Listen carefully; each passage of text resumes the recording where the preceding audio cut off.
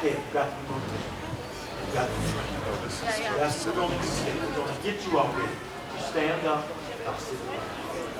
Now, why do we need all of you in the first place? Well, you all remember what happened at this lunch counter, right? Right? Yeah. You said, yeah. You, what happened?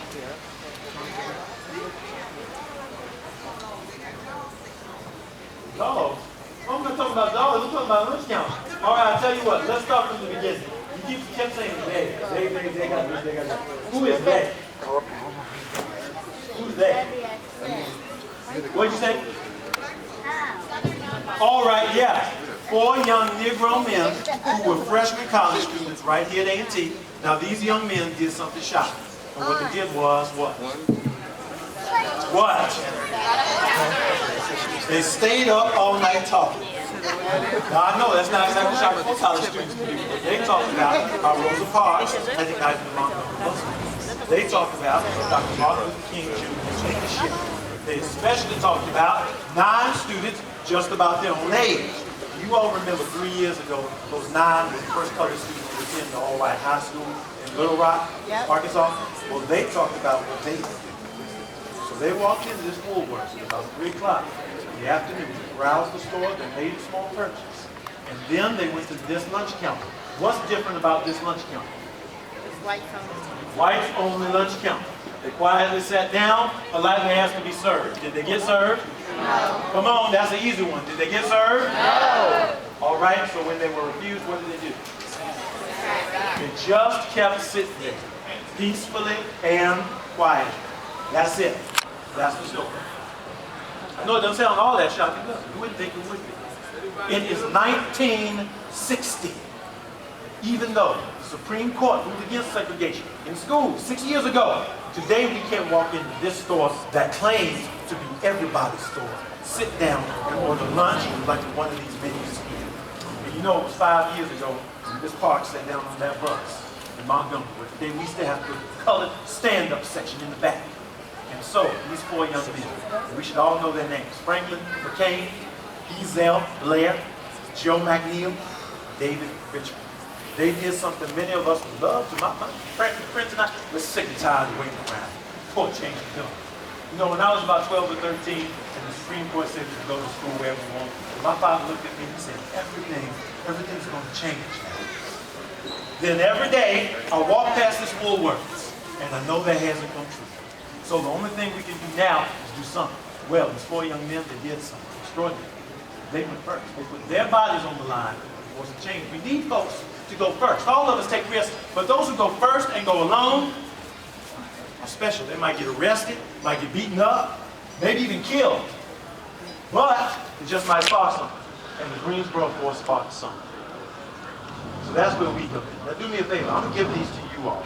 When you're done looking at them, pass them around to the rest of the folks in your section.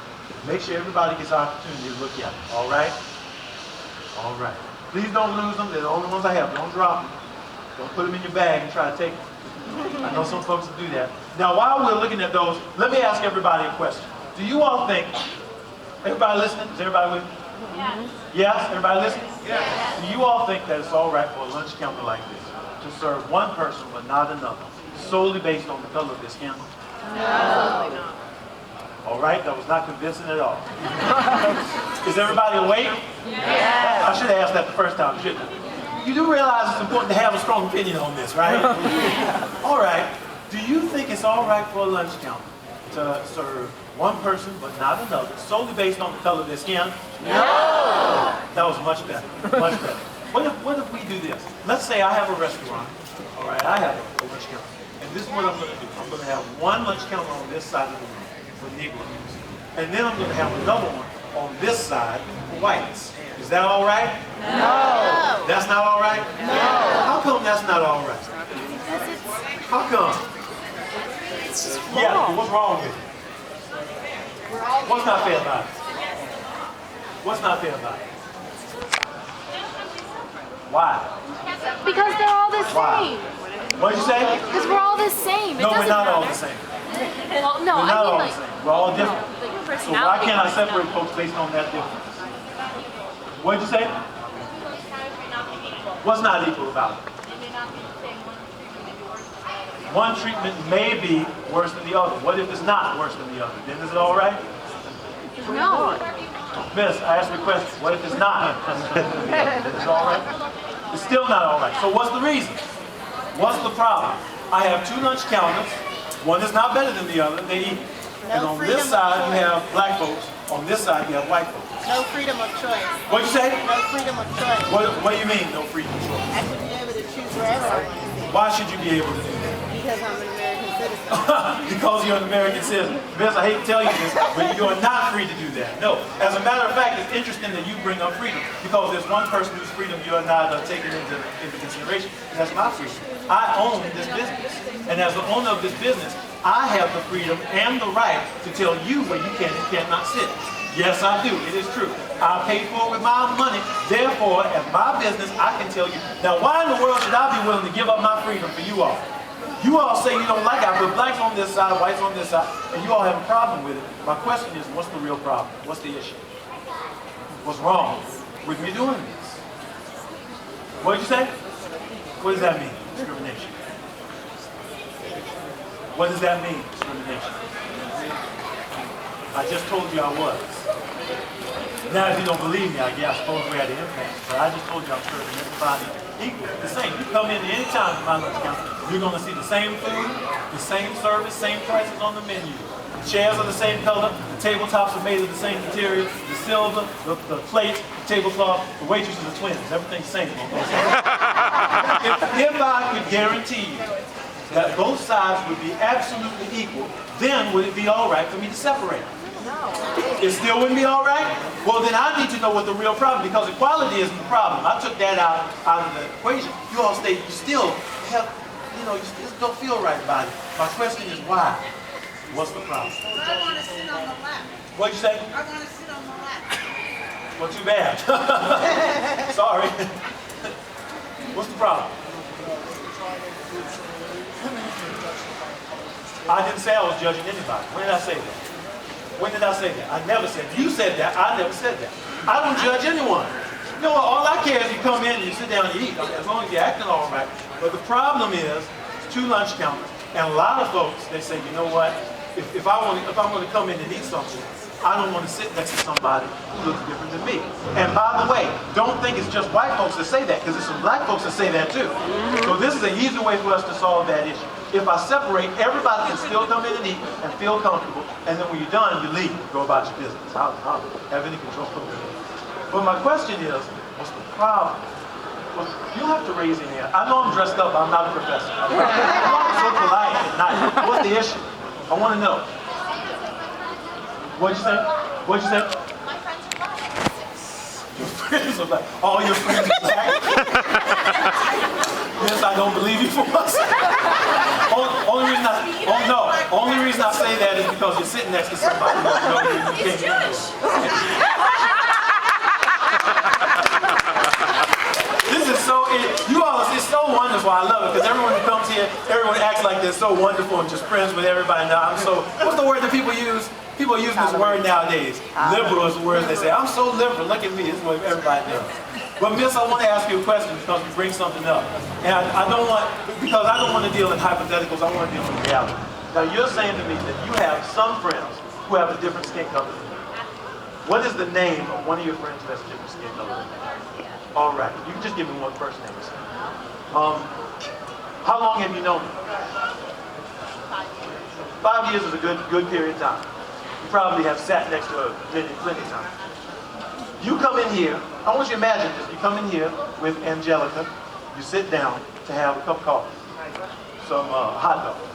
Then I come around from the back. I say, you two can't sit together. You two have to separate. And you say, why? I say, because one of you is one skin color, another one is another skin color. So you all have to go to opposite sides of the room. How would that make you feel? You'd be upset. Anybody else have a friend who has a different skin color than you? How many folks? Raise your hand.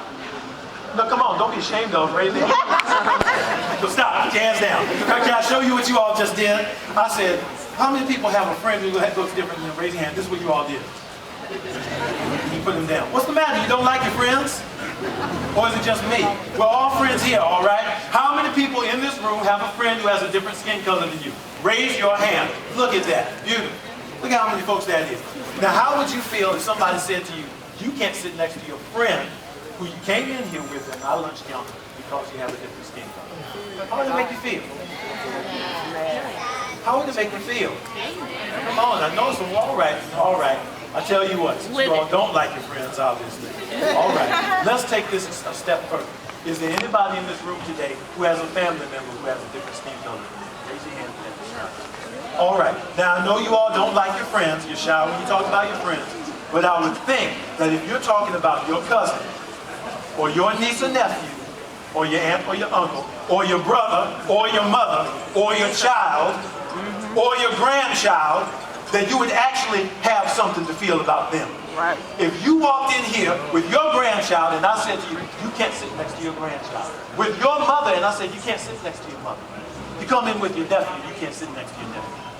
You come in here with your brother. But you can't sit next to your brother because their skin color is different. How would that make you feel? Really angry. Because that's what we're talking about at this lunch table. It doesn't matter what our relationship is. We could be friends, we could be best friends. We could be blood relatives. The law says if they want to, they can separate us based only on the way we look. Now I'm a little confused. Are you all right with this or no? No! All right. Then what are we going to do about it? What can we do to change these laws? Protest. You know, we could protest. Actually, we've been protesting all over the country. Even up north of Woolworths, don't segregate. Because a protest, like a boycott or a picket line, that gets people thinking, well, I want to spend my money in a place that treats people like this. So yes, things like that do work. But today, we're going to teach you all some more aggressive examples. Before we do, let me ask everybody another question. What's the first word you think of when somebody says the word non-violent? Non-violent. What's that make you think? Peace is usually the first thing. What else? Stay calm. Silent. Go. No weapon. Silent. Passive. What else? Non-violent. Go. Silent. Use your words. That's a good one. Use your words. Resistance. Peaceful. Non-violent resistance. Come on, I need some more. Civil disobedience. That's a college student right there. Yes. Thoreau. It's a good one. I need some more. Don't get caught. Don't get caught. That's a good one too.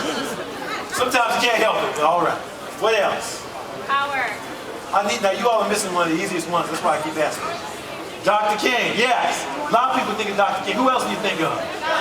Gandhi. Folks all over the world would think of Gandhi. Let me tell you some words that come to my mind when someone says non-violent. And you know what's funny? We usually don't hear any of these.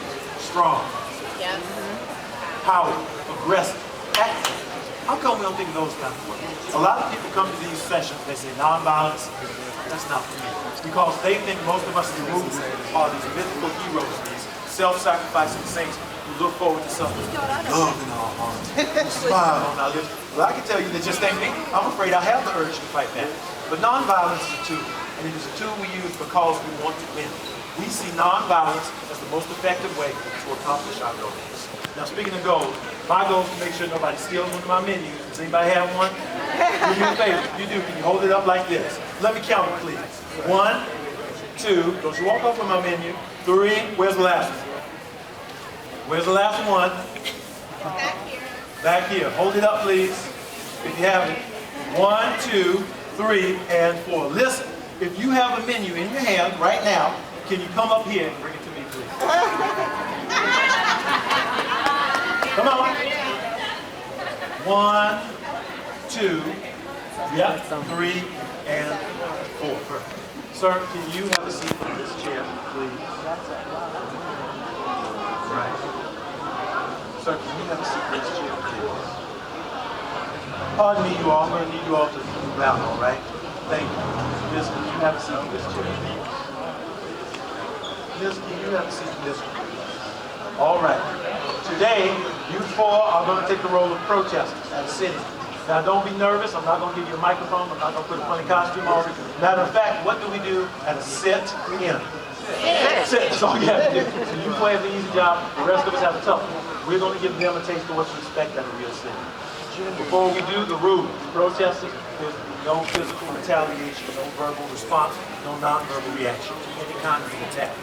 Everyone, remember to dress in your Sunday best.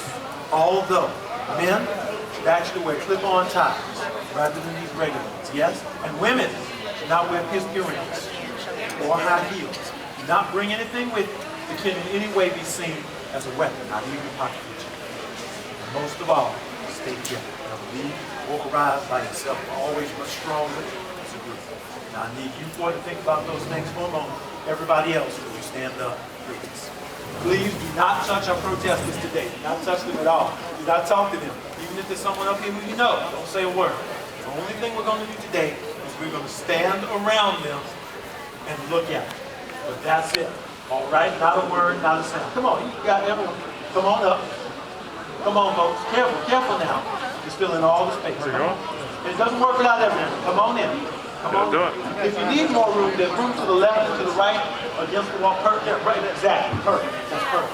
Let me move out of the way. Give everyone some more room. Come on in. All space. That's good. Come on. Come on. There's plenty of room all the way around. Now, protesters, as this mob closes in around on you, how will you feel? Are you determined to be free? There you are. Can you control your feet and your Miss emotions? Debbie? All right.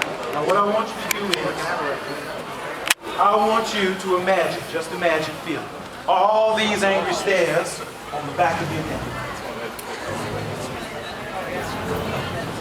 Imagine hearing people say, what does it think they do?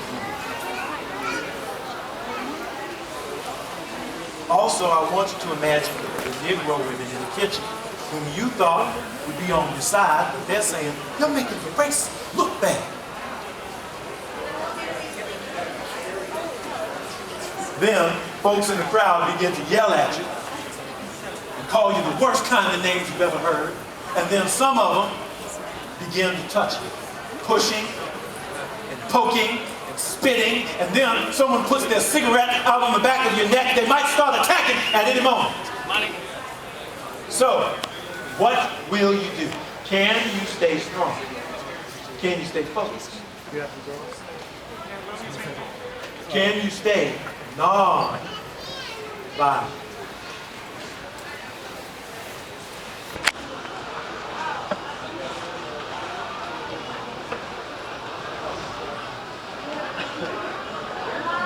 All right. Everyone who is standing, when we make our way back to our seats, let's give these four some space. Careful now. Let me ask the four of you while everyone else is getting situated. How does that make you feel? This way. I think so. Yes. Well, you know what? I can understand that.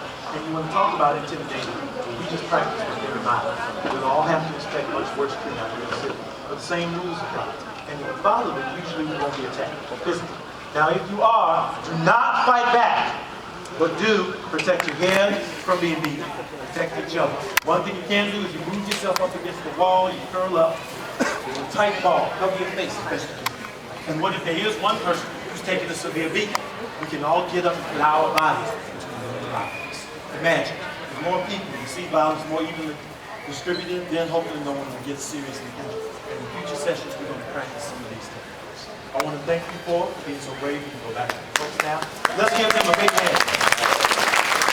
Yeah. All right.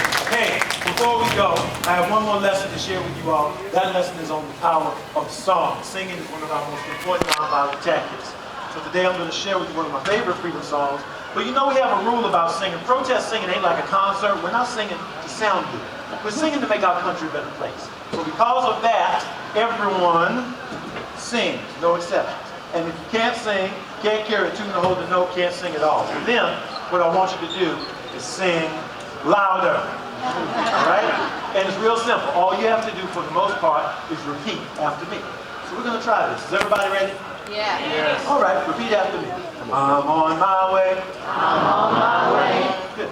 To freedom land. to freedom land. I'm on my way. I'm on my way To freedom land. to freedom land. I'm on my way. I'm on my way To freedom land. to freedom land. Now let's start together, same time.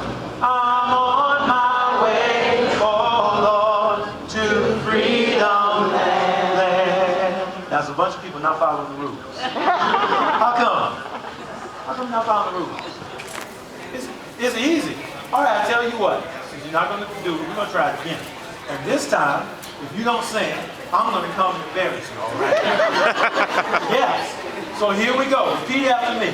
I'm on my way. I'm on my way. Felt it already, doesn't it? To freedom land. To freedom land. I'm on my way. I'm on my way. To freedom land. To freedom land. I'm on my way. I'm on my way. To freedom land. To freedom land. Yeah.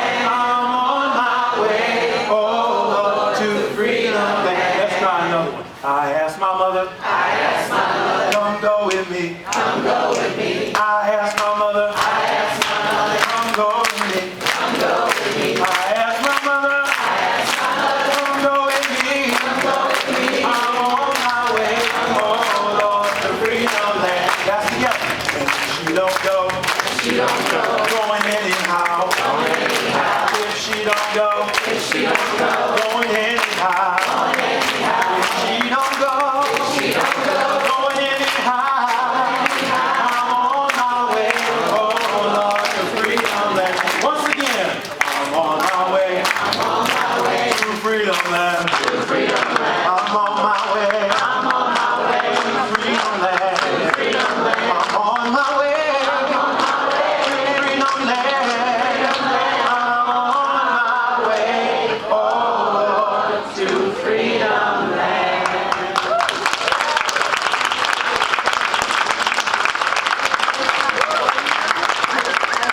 Not bad. You guys sound really good. This is the best singing group we've had all day. My name is Xavier. I'm an actor here at the National Museum of American History. We're dedicating the performances this weekend and also for the rest of this year to Franklin McCain, who passed away a week ago on Thursday, January 9th. Mr. McCain was one of the Greensboro Four who we just talked about. His picture is up here to my right, to your left. He's the tall one in the glasses, second from the left. And he's one of the four guys who do this. That's not the only reason we're dedicating these to him. We're also doing it because he was a good friend of the museum and a friend of many of us who work here. We've seen this program. He was very instrumental in helping us put this program together, and we did lots of interviews with him. We were able to sit down and eat with him and talk to him about many different things, including his memories of this. So just based on how wonderful a person he was, how poignant he was, how important he was to our history, we want to dedicate this performance to his memory and also to his family. Does anybody have any observations or any questions about anything that you just saw? I have a question. Just shout it out. Yeah. Well, I remember reading the later Yeah. and I thought it was interesting, like you mentioned how some of the African Americans that go away in trouble. Yeah. One white lady said to him, "Do the right thing, finalists Yeah. stepping everywhere." Yeah. She was mentioning a story. This is a story that there's actually a documentary on the Smithsonian Channel called Seizing Justice, the story of the Greensboro Four. In that documentary, they talked about the story where they were sitting down at the table the first day, and people were kind of staring at them. And one older woman who was white walked up to them, and she said, "I'm so disappointed in you boys." They said, "Why? Why are you disappointed in this?" She said, "I'm disappointed that it took you this long to do this." And then she patted one on the hand and went back and sat down. So it's one of those things where you never know. You can't judge, someone just by looking at them, no matter who you are, of what they think or how they react to this. You asked about the restaurants at that time. Were the menu prices different or the menus different at all?